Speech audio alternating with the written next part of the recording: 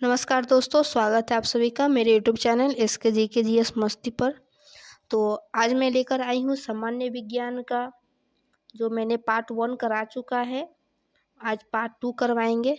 तो ये youth publication का बुक है, जो 1 लाख परीक्षा पॉइंटर है, जिसमें पार्ट 1 हम लोग अभी अपलोड कर दिए हैं। तो पार्ट 2 आज अपलोड हो रहा है, तो प्लीज़ आप लोग लास्ट तक ज़रूर जुड़े रहिएगा। और ये जो बुक है वो सभी एग्ज़ाम के लिए बहुत ही इम्पोर्टेंट है, चाहे वो बिहार का ही क्यों ना एग्ज़ाम हो, या बीपीएससी का हो जाए, या एसएससी का ही क्यों ना हो। ये सभी परीक्षाओं के लिए बहुत ही महत्वपूर्ण है। तो अगर आप लोगों को सिलेक्शन लेना है तो आप लोग इस सेशन से ज़रूर जुड़े रहिएगा। अगर अच्छा लगे तो प्लीज़ लाइक कीजिएगा और सब्सक्राइब कर लीजिएगा, ताकि नेक्स्ट आने वाले वीडियो में आप लोग हमसे जुड़ सकें। तो आइए देखते हैं क्या क्या दिया हुआ है इसमें। तो आज का टॉपिक है वर्गीकी चैप्टर से। तो आइए देखते हैं वर्गीकी में क्या क्या दिया हुआ है क्वेश्चंस, वो हम लोग सॉल्व करेंगे इसमें।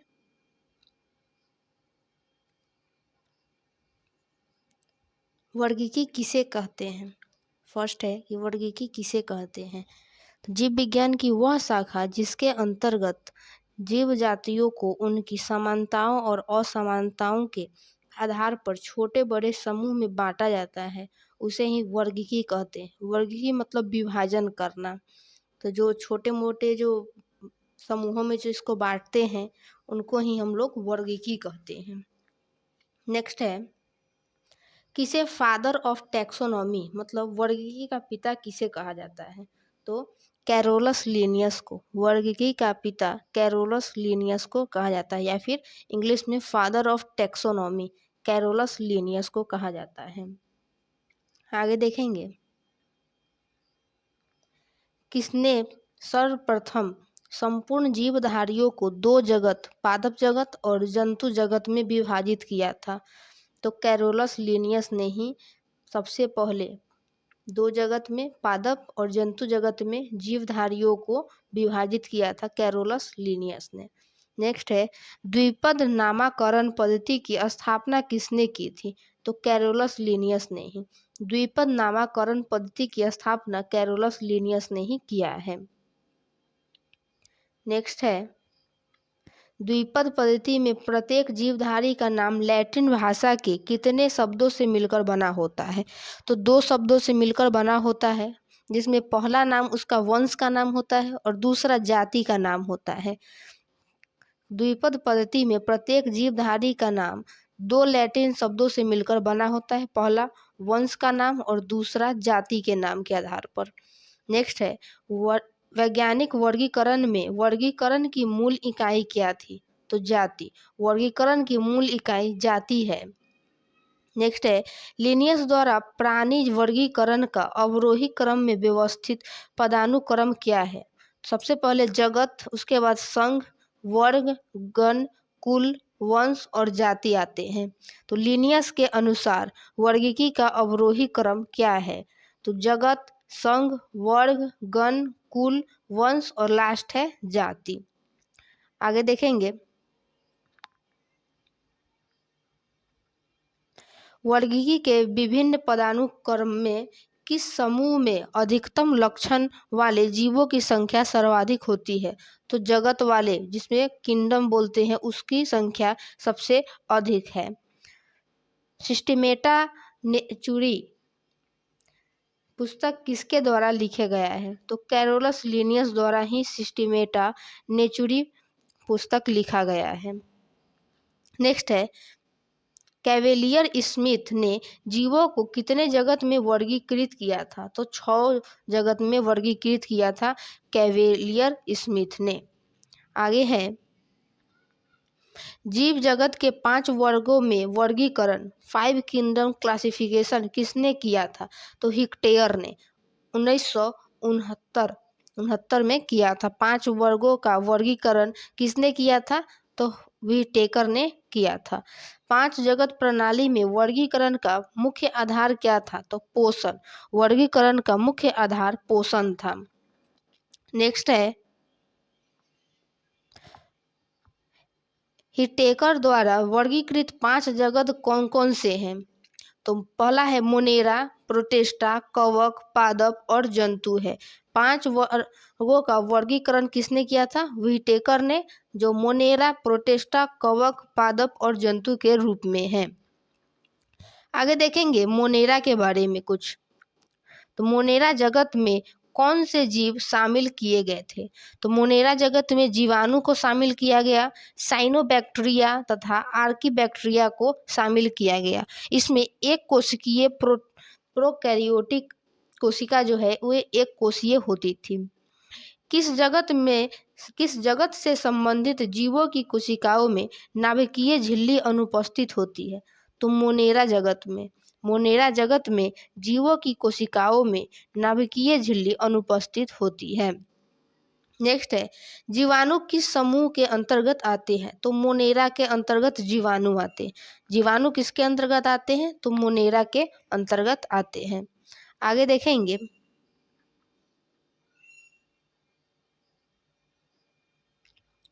जीवाणु क्या है? तो सबसे सरल, अति सूक्ष्म और एक कोशिकीय आद्य जीव है। जीवाणु एक सरल, अति सूक्ष्म और एक कोशिकीय आद्य जीव है। नेक्स्ट है, पोषण के आधार पर जीवाणु कितने प्रकार के होते हैं? तो 2 प्रकार के। पोषण के आधार पर जीवाणु 2 प्रकार के होते हैं, एक स्वपोषी और दूसरा परपोषी। नेक्स्ट है, ग्राम पॉजिटिव एवं ग्राम निगेटिव बैक्टीरिया के अंतर के लिए कौन उत्तरदायी है? तो कोशिका दीवार उत्तरदायी है। आगे देखेंगे, प्रोटिस्टा जगत। आगे है क्वेश्चन प्रोटिस्टा जगत से संबंधित। तो आइए देखते हैं क्या क्या दिया हुआ है। प्रोटिस्टा जगत में किसे शामिल किया गया है? तो एक कोशिकीय यूकैरियोटिक जीवों को शामिल किया गया। प्रोटिस्टा जगत में एक कोशिकीय यूकैरियोटिक जीवों को शामिल किया गया है। नेक्स्ट है, शैवाल किस समूह के अंतर्गत आते हैं? तो प्रोटिस्टा के अंतर्गत। शैवाल किस समूह के अंतर्गत आते हैं? प्रोटिस्टा के अंतर्गत आते हैं शैवाल। शैवाल के अध्ययन को क्या कहा जाता है? फाइकोलॉजी। शैवालों के अध्ययन को फाइकोलॉजी के नाम से जाना जाता है। शैवाल में उपस्थित वर्णकों के आधार पर शैवालों को कितने वर्गों में विभाजित किया गया है? 3 वर्गों में विभाजित किया गया है। शैवालों को 3 वर्गों में विभाजित किया गया है। पहला, क्लोरीफाइसी, जिसे हरा शैवाल कहा गया। क्लोरीफाइसी, जिसे हरा शैवाल कहा गया। रोडोफाइसी, जिसे लाल शैवाल के नाम से जाना गया। फियोफाइसी, जिसे भूरा शैवाल के नाम से जाना गया। नेक्स्ट देखेंगे, क्लेमिडोमोनास किस जगत के अंतर्गत आते हैं? प्रोटिस्टा के अंतर्गत आते हैं। क्लेडोमोनास आते हैं, प्रोटिस्टा से संबंधित है। नेक्स्ट है, पादप और जंतु के बीच युगलीना किस जगत के अंतर्गत आता है? पादप और जंतु के बीच स्थित युगलीना किस जगत के अंतर्गत आता है? तो प्रोटिस्टा के अंतर्गत आता है। नेक्स्ट है, एक कोशिकीय यूकैरियोटिक सुकेंद्रित प्रकाश संश्लेषी जीव किस जगत के अंतर्गत आते हैं? तो प्रोटिस्टा के अंतर्गत आते हैं। एक कोशिकीय यूकैरियोटिक सुकेंद्रित प्रकाश संश्लेषी जीव किस जगत के अंतर्गत आते हैं? तो प्रोटिस्टा के अंतर्गत आते हैं। आगे देखेंगे, किस जगत के जीवों का डूबने से हुई मृत्यु का पता लगाने का महत्व है? तो डायटम का, जिसे सालुइन 350 कहा जाता है। किस समूह के जीवों का डूबने से हुई मृत्यु का पता लगाने में महत्व है? तो डायटम का। आगे देखेंगे, कवक जगत से संबंधित क्वेश्चंस। तो कवक जगत में किसे शामिल किया जाता है? तो यूकैरियोटिक तथा परिपोषित जीव को कवक जगत में शामिल किया जाता है। आगे देखेंगे, कवक क्या होते हैं? तो परपोषी। कवक क्या होते हैं? परपोषी। कवक क्या है? तो पर्णहरिम रहित, संवहन उत्तक रहित थैलोफाइट्स है कवक। नेक्स्ट है, कवक के अध्ययन को क्या कहा जाता है? तो माइकोलॉजी। कवक के अध्ययन को माइकोलॉजी कहा जाता है। कवक के अध्ययन को माइकोलॉजी कहा जाता है। कवक की कोशिका भित्ति किसकी बनी होती है? कवक की कोशिका भित्ति किसकी बनी होती है? तो काइटिन की। कवक की कोशिका भित्ति काइटिन की बनी होती है। कवक में पोषण किस प्रकार होता है? कवक में पोषण किस प्रकार होता है? तो अवशोषण द्वारा। कवक में पोषण अवशोषण द्वारा होता है। नेक्स्ट है खमीर, जिसे ईस्ट भी बोला जाता है, तथा कुकुरमुत्ता या मशरूम क्या है? ये एक प्रकार का कवक है। खमीर मतलब ईस्ट, कुकुरमुत्ता या मशरूम वो क्या होते हैं? कवक होते हैं एक प्रकार का। आगे देखेंगे पादप जगत से संबंधित क्वेश्चंस क्या क्या है, देखते हैं। पादप जगत में किसे शामिल किया गया है? तो सभी बहुकोशिकीय जीव, सभी बहुकोशिकीय जीव, प्रकाश संश्लेषी, उत्पादक एवं स्वपोषी जीव को शामिल किया गया है पादप जगत में। नेक्स्ट है उत्पादक किसे कहते हैं? उत्पादक किसे कहते हैं? तो प्रकाश संश्लेषी हरे पादप जो अपना भोजन स्वयं बनाते हैं उसे उत्पादक कहते हैं। प्रकाश संश्लेषी हरे पौधे जो अपना भोजन खुद बनाते हैं उसे ही हम लोग उत्पादक के नाम से जानते हैं। स्वजीवी क्या कहलाते हैं? तो उत्पादक, उत्पादक स्वजीवी कहलाते हैं। नेक्स्ट है प्रथम पोषक स्तर के अंतर्गत कौन आते हैं? प्रथम पोषक अंतर्गत कौन आते हैं? तो हरित पादप। प्रथम पोषक स्तर के अंतर्गत हरित पादप आते हैं। नेक्स्ट क्वेश्चन है तृणभक्षी क्या कहलाते हैं जो कि शाकाहारी होते हैं? तो वो लोग प्राथमिक उपभोक्ता कहलाते हैं। तृणभक्षी प्राथमिक उपभोक्ता कहलाते हैं। नेक्स्ट है उपभोक्ता किसे कहते हैं? तो परोपरजीवी, परोपरजीवी जो अपना भोजन दूसरे जीव से ग्रहण करते हैं उसे उपभोक्ता कहते हैं। जो जीव जो है वो अपना भोजन किसी अन्य जीव से ग्रहण करे उसे हम लोग उपभोक्ता कहते हैं, और जो स्वयं का भोजन स्वयं ही बनाए उसे उत्पादक कहते हैं। जो दूसरों से भोजन ग्रहण करे उसे उपभोक्ता, और जो स्वयं का भोजन स्वयं ही बनाए उसे उत्पादक कहते हैं। नेक्स्ट है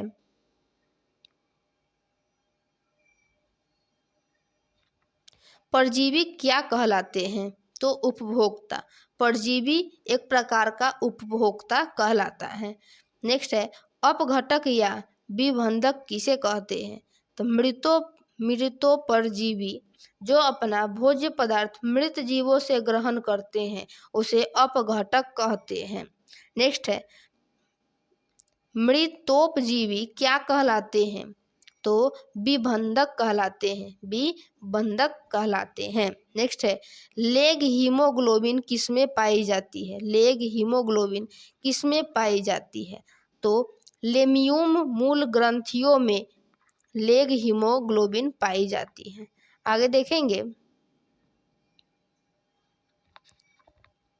कैनोला मानव उपभोग के लिए उगाई गई विशिष्ट प्रकार की तिलहन सरसों की किस्में को निर्दिष्ट करता है। इन किस्मों की मुख्य विशेषता क्या है? तो इनके तेल में इरुसिक अम्ल की बहुत अल्प मात्रा होती है, यही इसकी विशेषता है। नेक्स्ट क्वेश्चन है मरुस्थलीय पौधों के जड़ तंत्र किस प्रकार के होते हैं? तो काफी लंबे होते हैं। मरुस्थलीय पौधों के जड़ जो है वो काफी लंबे होते हैं। आगे देखेंगे मरुस्थल में फ्रिएटोफाइट्स मिलते हैं। मरुस्थल में फ्रिएटोफाइट्स मिलते हैं, यानी ऐसे पादप जिनमें कैसी जड़ें होती है? लंबी जड़ें होती है जो 20 से 30 फुट मूसला जड़ होती है। नेक्स्ट है शुष्क जलवायु के भली भांति अनुकूलित पेड़ पौधों को क्या कहते हैं? तो उसे मरुद्भिद के नाम से जानते हैं। मरुभूमि के अधिकतर पादप क्या होते हैं? तो वो मांसल तथा स्थूल होते हैं। मरुभूमि के अधिकतर पादप मांसल तथा स्थूल होते हैं। आगे देखेंगे पौधे जो नमक युक्त मिट्टी में उगते हैं उसे क्या कहते हैं? तो उसे हैलोफाइट बोला जाता है, जिसे लवणोभिद के नाम से भी जाना जाता है। पादप जो नमक युक्त मिट्टी में उगते हैं उसे हैलोफाइट्स या लवणोभिद के नाम से जानते हैं। एपीफाइट्स अधिपादप वे पौधे हैं जो अन्य पौधों पर किए के लिए निर्भर होते हैं, उसे यांत्रिक अभिलंब के लिए बोला जाता है। नेक्स्ट है हाइड्रोफाइट्स, जिसे जलोदभिद के नाम से जाना जाता है। वो किसे कहते हैं? वो एक प्रकार का जलीय पौधा होता है, एक प्रकार का जलीय पौधा जिसे हम लोग जलोदभिद या हाइड्रोफाइट्स बोलते हैं। आगे है जल की अधिकतम मात्रा जिसकी पौधों को आवश्यकता होती है वह उसे अवशोषण किस माध्यम से करते हैं? तो जड़ के बालों से अवशोषण करते हैं।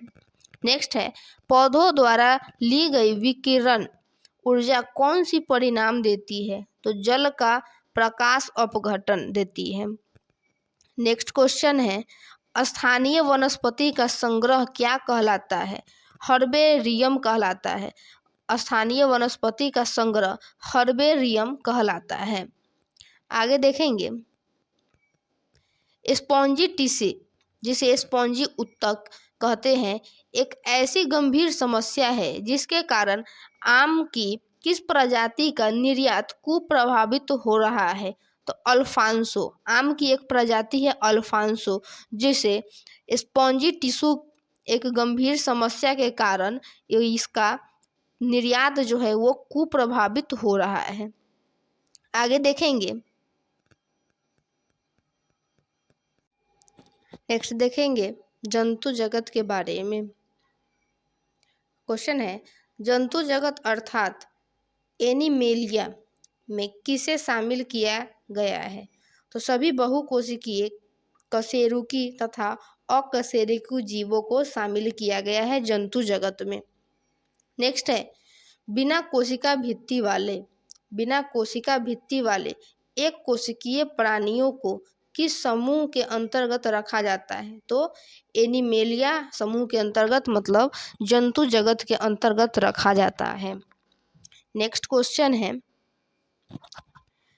किसे मेटोजोआ कहा जाता है? तो जंतु जगत मतलब एनिमेलिया को ही मेटोजोआ कहा जाता है।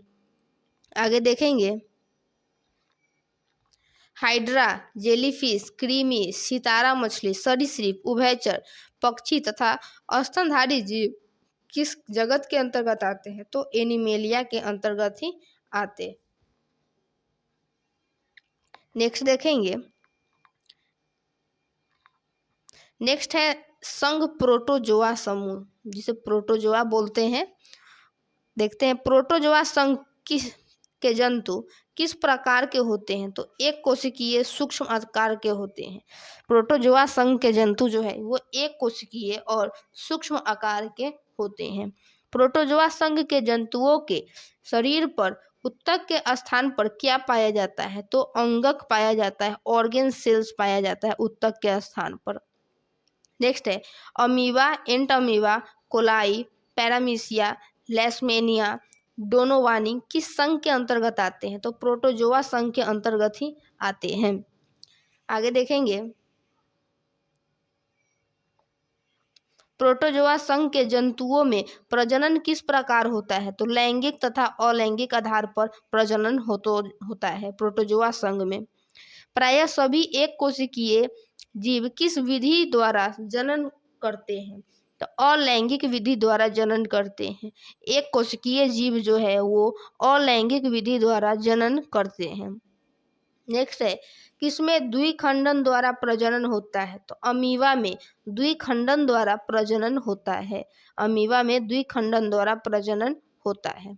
एक कोशिका के दो समान संगति कोशिकाओं में विभाजन को क्या कहा जाता है? तो द्विखंडन कहा जाता है। एक कोशिका के दो समान संगति कोशिकाओं में विभाजन को द्विखंडन कहा जाता है। आगे है कौन सा रोग अमीबियासिस के कारण होता है? तो पेचिस। कौन सा रोग अमीबियासिस के कारण होता है? तो पेचिस होता है। पायरिया नामक रोग किसके कारण होता है? तो एंट अमीबा जिनजेविलिस के कारण होता है। एंट अमीबा जिनजेविलिस के कारण होता है। बहुविखंडन द्वारा कौन सा जीव एक साथ अनेक संगति कोशिकाओं में विभाजित होता है? तो प्लाज्मोडियम अनेक कोशिकाओं में विभाजित होता है। मलेरिया नामक रोग किसके कारण होता है? तो प्लाज्मोडियम के कारण होता है। मलेरिया किसके कारण होता है? तो प्लाज्मोडियम के कारण होता है। किसका सामान्य नाम स्लीपर जंतुक है? तो पैरामीशियम का सामान्य नाम स्लीपर जंतुक है। नेक्स्ट है, किसे हरा प्रोटोजोआ कहा जाता है? युगुलिना को हरा प्रोटोजोआ के नाम से जाना जाता है। नेक्स्ट देखेंगे संघ पोरीफेरा। क्वेश्चन है, पोरीफेरा संघ प्राणी किस प्रकार के जीव हैं? तो बहुकोशिकीय जलीय जीव हैं। बहुकोशिकीय जलीय जीव को पोरीफेरा संघ प्राणी के अंतर्गत जाना जाता है। किस संघ के प्राणी अगतिशील होते हैं? तो पोरीफेरा संघ के प्राणी अगतिशील होते हैं। नेक्स्ट है, किस प्राणी संघ के प्राणियों को सामान्यतः स्पंज कहते हैं और वह लवणीय तथा असीमित होते हैं? तो पोरीफेरा संघ के प्राणी। नेक्स्ट है, किस प्राणी संघ के जीव श्वसनी, उत्सर्जक तथा और परिसंचरण वाले अंगों से रहित होते हैं? तो स्पंज। आगे है, जीव विज्ञान में स्पंज क्या है? तो एक जंतु है। जीव विज्ञान में स्पंज क्या है? तो एक प्रकार का जंतु है। नेक्स्ट है, साइकन, हामलोनेबा, स्पॉन्जिला, यू स्पॉन्जिला किस प्राणी संघ के अंतर्गत आते हैं? तो पोरीफेरा प्राणी के अंतर्गत आते हैं। आगे है, कौन से प्राणी अचल होते हैं और एक ठोस आश्रयी सपोर्ट से जुड़े होते हैं? तो साइकन अचल प्राणी होते हैं। आगे देखेंगे संघ सिलेंटेंट्रा के अंतर्गत क्या क्या आता है? क्वेश्चन वो देखेंगे। सिलेंटेंट्रा संघ के जंतुओं का शरीर किस प्रकार का होता है? तो बहुकोशिकीय आर्य सममित होते हैं। नेक्स्ट है, सिलेंटेंट्रा संघ का नया नाम क्या है? तो सिलेंडारिया है। सिलेंडारिया नया नाम है। हाइड्रा, जेलीफिश, सी एनीमोन तथा गार्गोनिया किस संघ के अंतर्गत आते हैं? तो सिलेंटेंट्रा के अंतर्गत ही आते हैं। किसका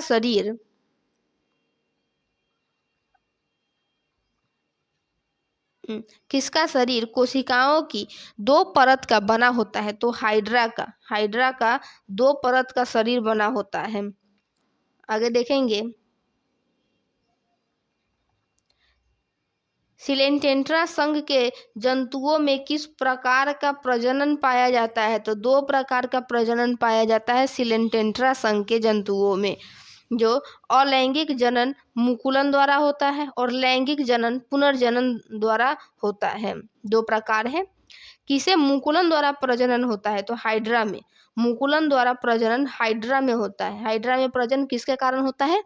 तो मुकुलन द्वारा होता है। हाइड्रा स्टारफिश प्लेनेरिया किसके द्वारा उत्पन्न होते हैं? तो पुनर्जनन से उत्पन्न होते हैं। आगे है, कौन से जीव में रक्त नहीं होता है किंतु वे सांस लेते हैं? तो हाइड्रा में रक्त नहीं होता है परंतु ये सांस।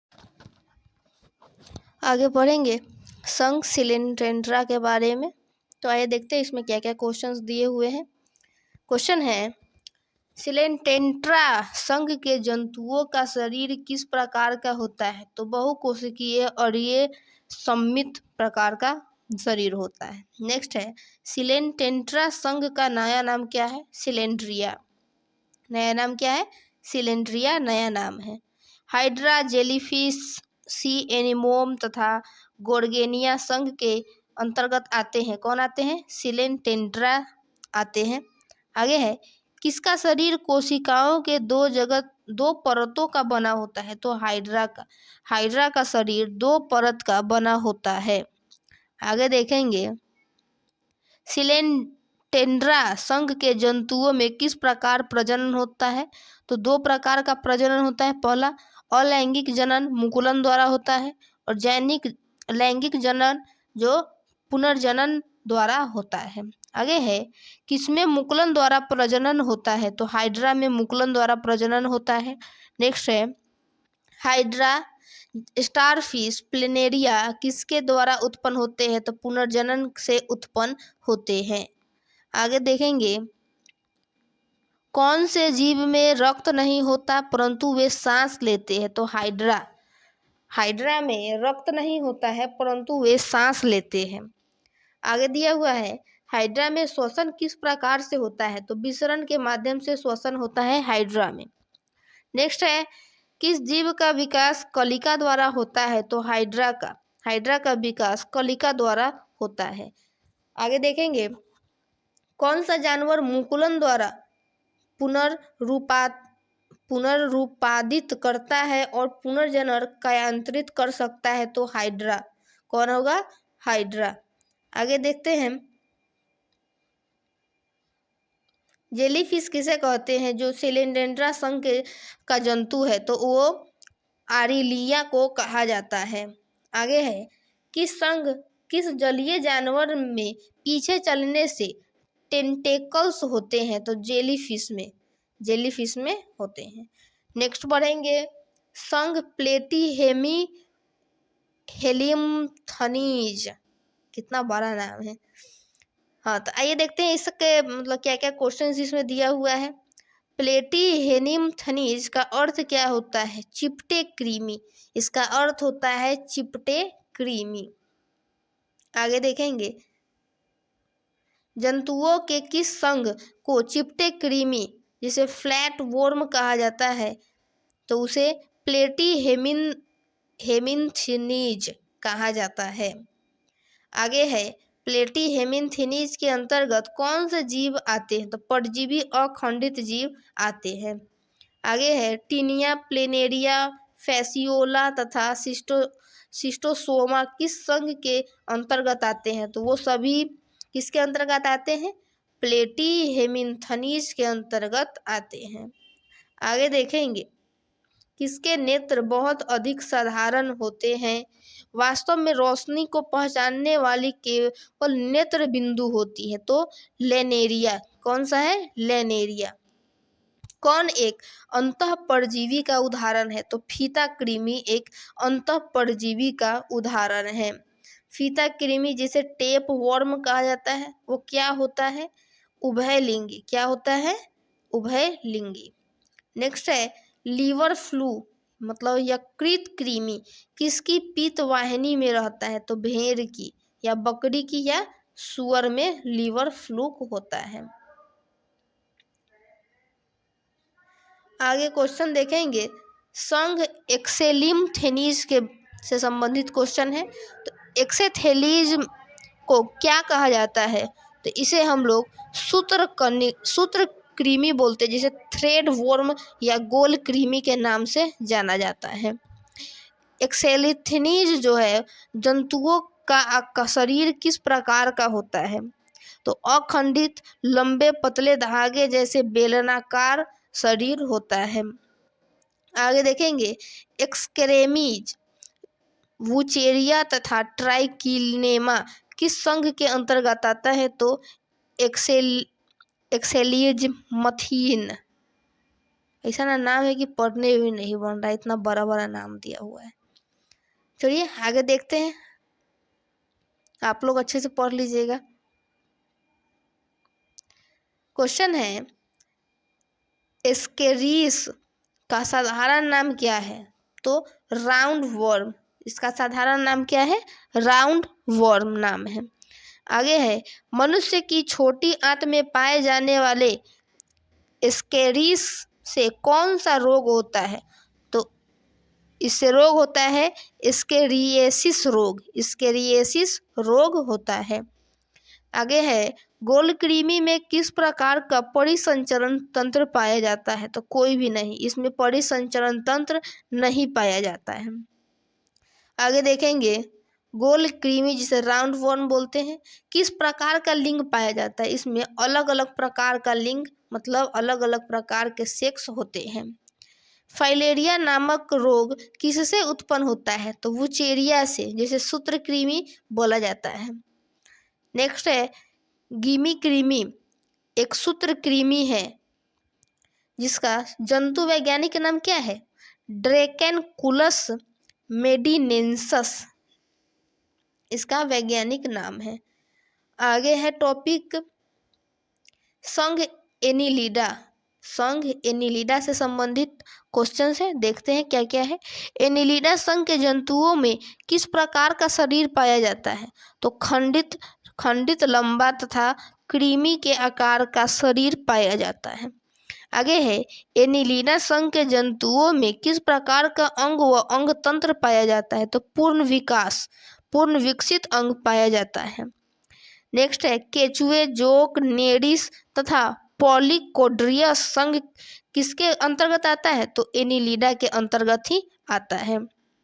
आगे देखेंगे किसमें त्वचीय श्वसन होता है? तो केचुआ में जो है उसमें त्वचीय श्वसन होता है।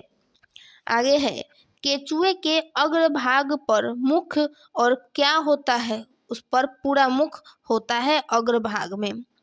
नेक्स्ट है किसे किसानों का मित्र तथा प्रकृति का हलवाहा कहा जाता है? तो केचुआ को किसानों का मित्र कहा जाता है।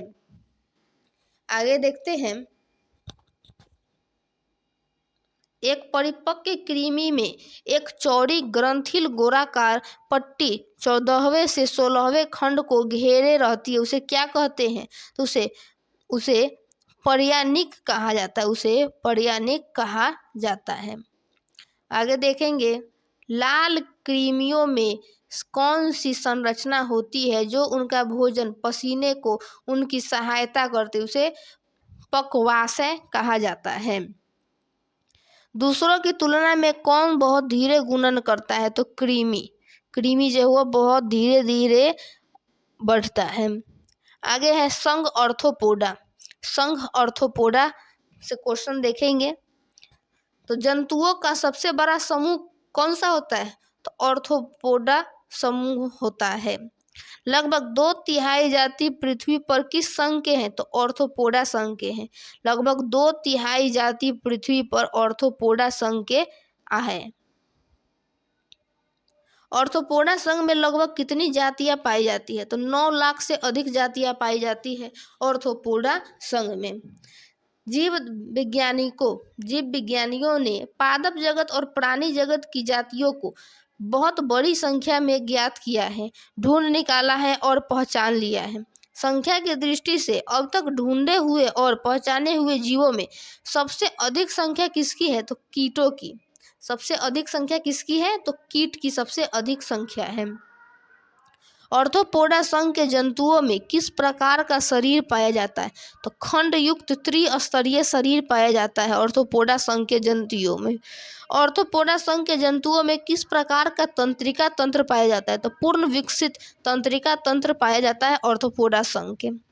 आगे है अधिकांश कीट शोषण कैसे करते हैं? तो वातक तंत्र से। अधिकांश कीट जो है शोषण करते हैं वातक तंत्र से। आगे देखेंगे ऑर्थोपोडा संघ के जंतुओं में किस प्रकार का निषेचन पाया जाता है? तो आंतरिक एवं बाह्य निषेचन दोनों पाया जाता है। आगे है किस संघ से संबंधित जंतुओं में जोड़ों में पैर पाए जाते हैं? तो ऑर्थोपोडा में जोड़े में पैर पाए जाते हैं। तो ऑर्थोपोडा में कौन कौन आते हैं वो देखेंगे। तो मक्खी, मच्छर, बिच्छू, तिलचट्टा, मधुमक्खी, किलनी, केकड़ा, झींगा, टिड्डा, मकड़ी, गोजर, ये सब किस में आते हैं? ऑर्थोपोडा संघ में ही आते हैं। आगे देखेंगे मधुमक्खी कॉलोनी के सदस्य एक दूसरे को किस प्रकार पहचानते हैं? तो गंध से। मधुमक्खी कॉलोनी के सदस्य जो है वो लोग एक दूसरे को गंध से पहचानते हैं। आगे है बारूदी सुरंगों का पता लगाने में कौन उपयोगी है? तो मधुमक्खी उपयोगी है। आगे देखते हैं मधुमक्खी की औसत गति सामान्यतः कितनी होती है? तो 21 किलोमीटर प्रति घंटा। 21 किलोमीटर प्रति घंटा या फिर इसे 15 मील प्रति घंटा बोल सकते। जुगनू क्या होते हैं? एक प्रकार का कीट है। जुगनू क्या है? जो रात में चमकता है, वो क्या है? एक प्रकार का कीट है। पोरोमोन्स सामान्यतः किसके द्वारा उत्पन्न किया जाता है? तो कीटों द्वारा। पोरोमोन्स सामान्यतः उत्पन्न किया जाता है कीटों द्वारा। नेक्स्ट है, कीटों में पाए जाने वाला श्वसन अंग को क्या कहते हैं? श्वास नली। कीटों में पाए जाने वाले श्वसन अंग को श्वास नली के नाम से जाना जाता है। आगे है, तिलचट्टों के शरीर में वायु किस अंग से प्रवेश करते हैं? तो श्वास रंध्रों से वायु प्रवेश करते हैं।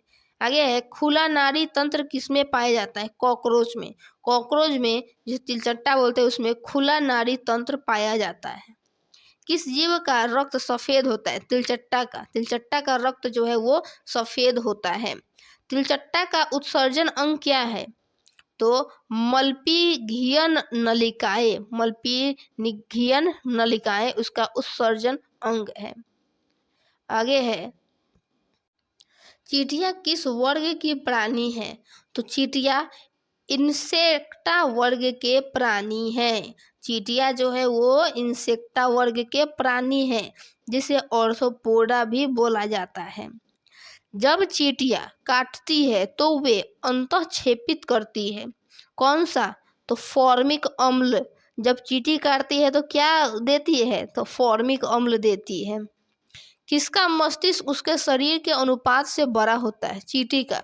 चींटी का मस्तिष्क जो है वो शरीर के आकार से भी बड़ा होगा। ऐसे ऐसे चींटी रहता है ना, तो शरीर के आकार से बड़ा उसका मस्तिष्क होगा।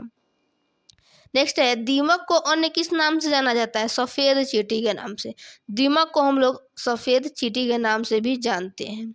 आगे देखेंगे, मच्छरों के बारे में कौन सा सही कथन है? तो नर मच्छर पौधों का रस चूसते हैं, सही बात है।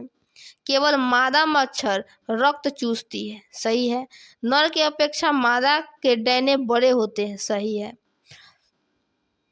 आगे देखेंगे, टिड्डों के कान कहाँ पर स्थित होते हैं? तो पेट में। टिड्डों के कान कहाँ स्थित होते हैं? पेट में। टिड्डों के कान पेट में स्थित होते हैं। है, केकड़े किस संघ के अंतर्गत आते हैं? तो ऑर्थोपोडा के अंतर्गत ऊपर पड़े हैं। झींगा भी किसके अंतर्गत आते हैं? तो ऑर्थोपोडा के ही अंतर्गत आते हैं। एक तितली के काया पटल में तीसरा चरण कौन सा होता है? तो प्यूमा। क्या होता है? प्यूमा। कीटों से प्राप्त होता है शहद, रेशम और लाश। क्या होता है? शहद, रेशम और लाख प्राप्त होता है। केकड़ा किस वर्ग के अंतर्गत आते हैं? तो ये लोग क्रस्टेशिया मतलब उपवर्ग में मैलेकोस्ट्रेका के अंतर्गत केकड़ा आते हैं। आगे देखेंगे,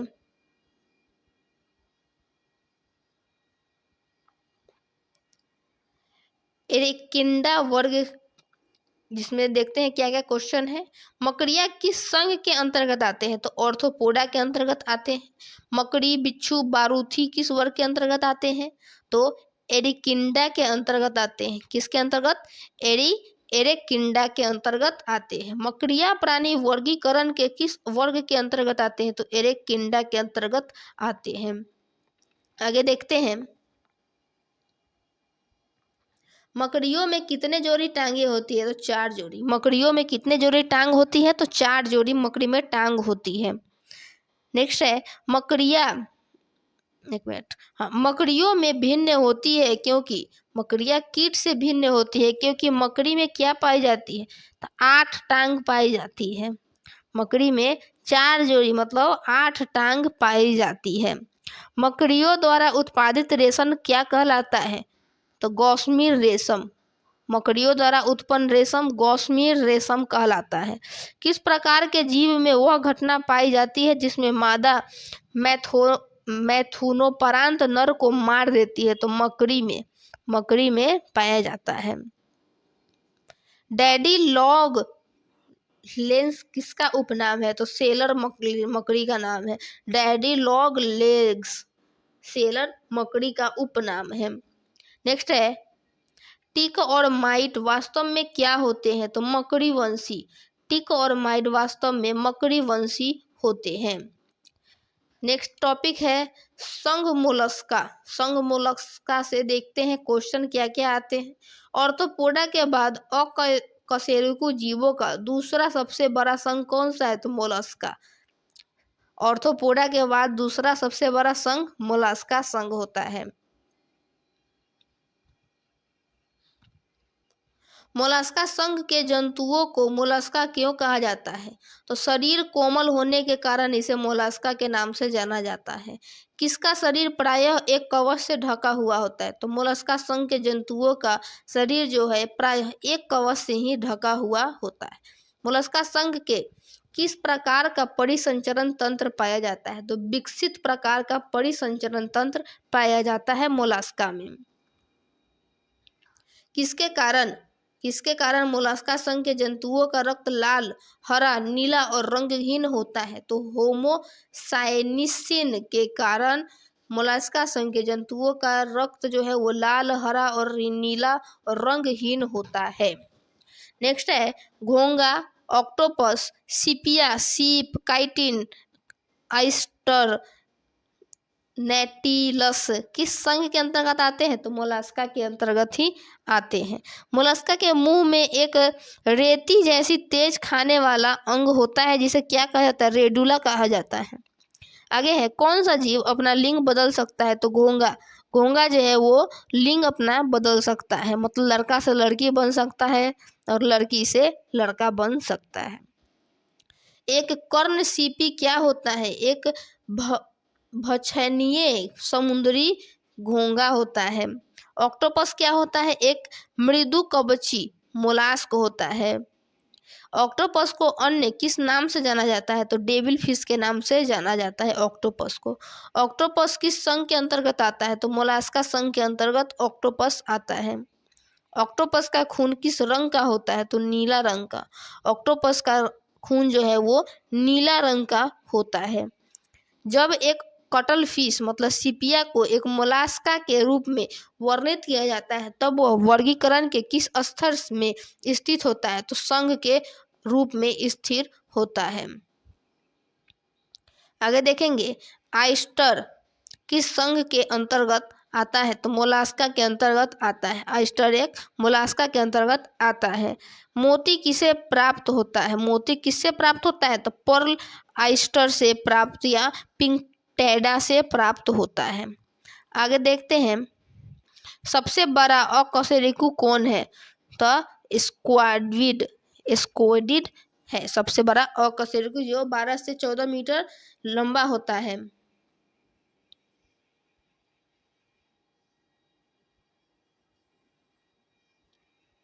आगे देखेंगे संघ इकाइनोडर्मेटा। संघ इकाइनोडर्मेटा से क्वेश्चन क्या क्या आते हैं देखते हैं। किस संघ के जीव सभी जीव समुद्री होते हैं जो शरीर कांटेदार होता है? तो इकाइनोडर्मेटा का शरीर क्या होता है? कांटेदार होता है। स्टारफिश, ब्रिटल स्टार, समुद्री अर्चिन, सिकुकुम्बर तथा समुद्री लिली किस संघ के अंतर्गत आता है? इकाइनोडर्मेटा के अंतर्गत ही आता है। किस संघ के प्राणी अनन्य रूप में से समुद्र में मुक्त जीवन जीने वाले प्राणी है? उसे शूलचर्मी कहा जाता है जिसे इकाइनोडर्मेटा कहा जाता है। केवल समुद्र में पाए जाने वाली मछली कौन सी है? तो वो तारा मछली जिसे स्टारफिश के नाम से जाना जाता है। सितारे नुमा सितारा मछली किस संघ के अंतर्गत आते हैं? तो इकाइनोडर्मेटा के अंतर्गत ही आते हैं। किसमें जल संवहनी प्रणाली पाई जाती है? समुद्री खीरा में। समुद्री खीरा में पाया जाता है। आगे का टॉपिक है संघ कार्डेटा। संघ कार्डेटा क्वेश्चन है रीढ़ की हड्डी वाले प्राणी किस संघ के अंतर्गत आते हैं? जिसमें रीढ़ की हड्डी होती है वो कार्डेटा समूह के अंतर्गत आते हैं। किस संघ के जीवों में एक पृष्ठरज्जु जीवन के किसी न किसी अवस्था में अवश्य पाई जाती है? तो कार्डेटा। आगे है किसमें पूर्ण विकसित मस्तिष्क व तंत्रिका तंत्र पाए जाते हैं? तो कार्डेटा समूह में पाए जाते हैं। किसमें ग्रसनीय क्लोम दरारें पृष्ठ प्रतिपृष्ठ, हृदय, पाचन तंत्र तथा उत्सर्जन तंत्र पूर्ण विकसित अवस्था में पाए जाते हैं तो कार्डेटा संघ में पाए जाते हैं। संघ कार्डेटा एक बड़ा संघ है जिसे पुनः कितने वर्गों में बांटा गया है तो 13 वर्गों में बांटा गया है। आगे का है टॉपिक मत्स्य वर्ग से संबंधित क्वेश्चंस इसमें आएंगे। देखते हैं मछलियों का हृदय कितने कक्ष के होते हैं। मछलियों में जो है हृदय कितने कक्ष होते हैं उसमें 2 कक्ष होते हैं। किस वर्ग में 2 कक्षीय हृदय वाला और केवल अशुद्ध रक्त पाया जाता है तो मत्स्य वर्ग में 2 कक्षीय हृदय पाया जाता है और उसमें केवल अशुद्ध रक्त ही पाया जाता है। मत्स्य वर्ग में रोहू के हृदय में कितने कक्ष होते हैं तो 2 कक्ष होते हैं। कौन श्वसन क्रिया के लिए क्लोम मतलब गलफड़े द्वारा जल में विलीन ऑक्सीजन का उपयोग करता है तो मछली वर्ग के। आगे है मछलियों के श्वसन प्राय सामान्यतः किससे होता है तो गलफड़ा से होते हैं। मछलियों का श्वसन जो है वो गलफड़ा से होता है। कौन असमतापी होते हैं तथा अंडे देते हैं तो मछली वर्ग के, मत्स्य वर्ग के।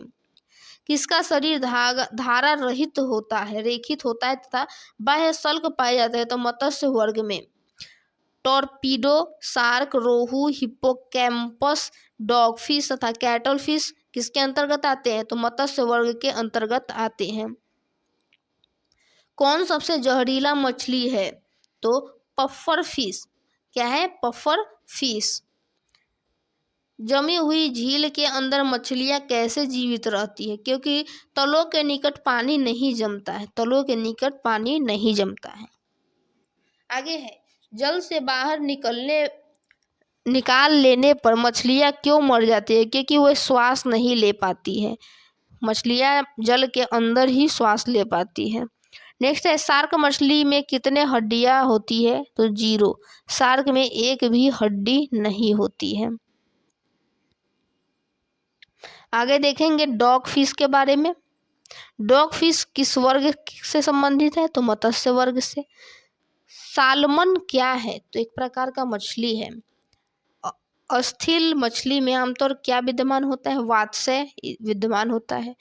उपास्थिस मछलियों में किस प्रकार का निषेचन पाया जाता है तो आंतरिक निषेचन पाया जाता है। कौन सा एक वास्तविक मीन मछली है तो कैटल फिश। समुद्री घोड़ा या अश्वमीन किसे कहा जाता है जो वास्तविक रूप से मछली है तो हिप्पोकैम्पस को बोला जाता है। आगे है मछलियों के नाम वाले कौन से जंतु मछली नहीं है तो स्टारफिश मछली नहीं है, jellyfish, silver fish, cuttle fish, Hague fish, devil fish, crayfish ये सभी मछली नहीं है।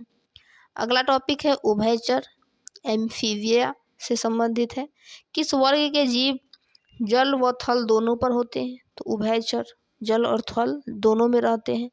एम्फीबिया का क्या मतलब है जल और स्थल पर दोनों रहने वाले जंतु को ही एम्फीबिया कहा जाता है।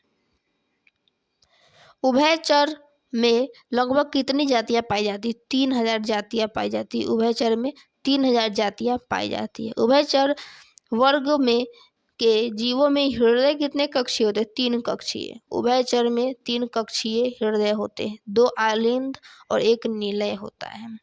आगे है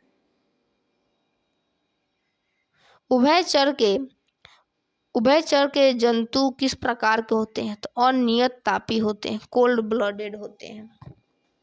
अगला है क्वेश्चन है नेक्स्ट दिया हुआ है किसमें प्रायः शीत एवं ग्रीष्म निष्क्रियता पाई जाती है तो उभयचर वर्ग में पाई जाती है। किस वर्ग के जंतुओं में के शरीर पर एक शल्य, बाल और पंख नहीं पाए जाते हैं तो उभयचर वर्ग के। आगे देखेंगे मेढक दादूर, सैलामेंडर, प्रोटीजियम, हाइला किस वर्ग के अंतर्गत आते हैं तो उभयचर वर्ग के अंतर्गत है। बिना पंखों के ग्रंथि वाली त्वचा होती है उभयचर में, बिना पंखों के ग्रंथि होती है उभयचर में।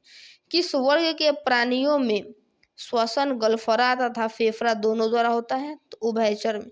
उभयचर में किस प्रकार का निषेचन होता है तो बाह्य निषेचन होता है। उभयचर में निषेचन बाह्य निषेचन होता है।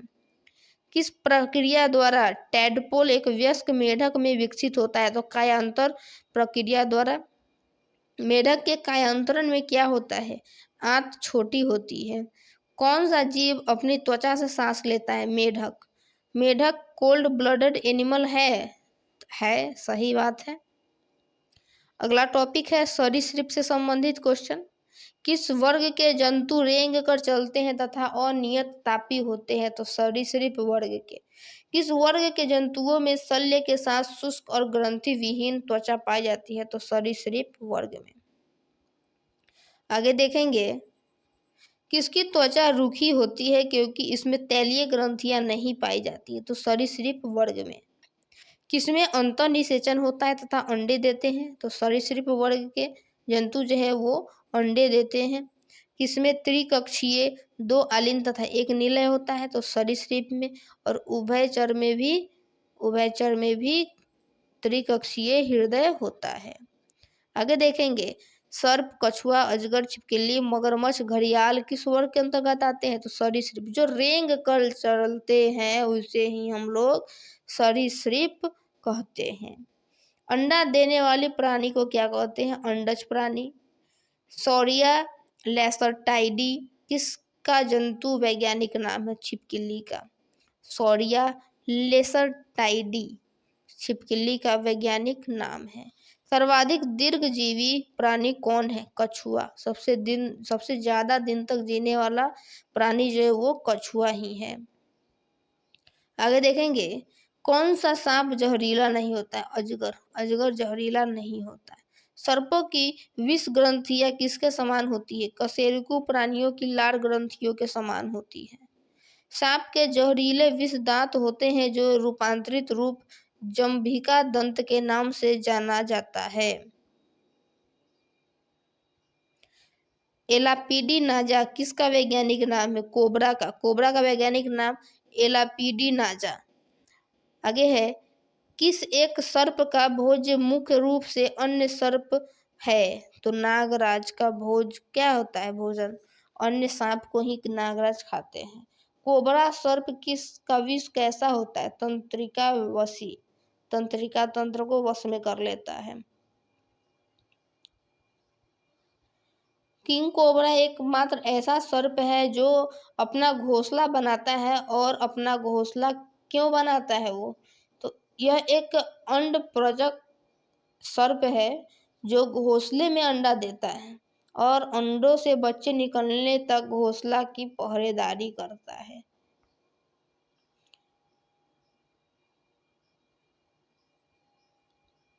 गेवियालिस घड़ियाल बहुयात में कहाँ पाए जाते हैं? तो गंगा में पाए जाते हैं जो भारत और बांग्लादेश में पाए जाते हैं। आगे देखेंगे मगरमच्छ एक सरीसृप है जिसमें कितने कक्षा पाए जाते हैं? तो 4 कक्षा पाए जाते हैं। मगरमच्छ में 4 कक्षा पाए जाते हैं। मगरमच्छ के बच्चे को क्या कहते हैं? हैचलिंग। मगरमच्छ के बच्चे को हैचलिंग कहते हैं। आगे देखेंगे पक्षी वर्ग से संबंधित क्वेश्चन। तो एविज में कौन शामिल होता है? पक्षी। एविज में शामिल होता है पक्षी। पक्षी के साथ शुष्क और ग्रंथि विहीन त्वचा किसमें पाई जाती है? तो पक्षी वर्ग में। पंखों के साथ शुष्क और ग्रंथि विहीन त्वचा पाई जाती है पक्षी में। किसका कंकाल सरंध्र तथा हल्का होता है और जो अंडे देता है? तो पक्षी। आगे है किस वर्ग के प्राणियों का रक्त गर्म होता है? तो पक्षी का। पक्षी का रक्त जो है वो बहुत ही गर्म होता है। गर्म रुधिर वाले जंतु को होते हैं जो अपने शरीर के ताप क्रम को हमेशा बनाए रखते हैं। तो आज के लिए बस इतना ही। नेक्स्ट जो होगा नेक्स्ट आगे का जो वीडियो है वो आप लोगों का नेक्स्ट पार्ट में डलाएगा। आज का सेशन भी थोड़ा लॉन्ग हो गया तो प्लीज़ जो आप लोगों को अगर अच्छा लग रहा है पढ़ने में तो प्लीज़ लाइक ज़रूर कर दीजिएगा और सब्सक्राइब कर लीजिएगा ताकि नेक्स्ट आने वाले वीडियो में आप लोग हमसे जुड़ सकें। Thank you.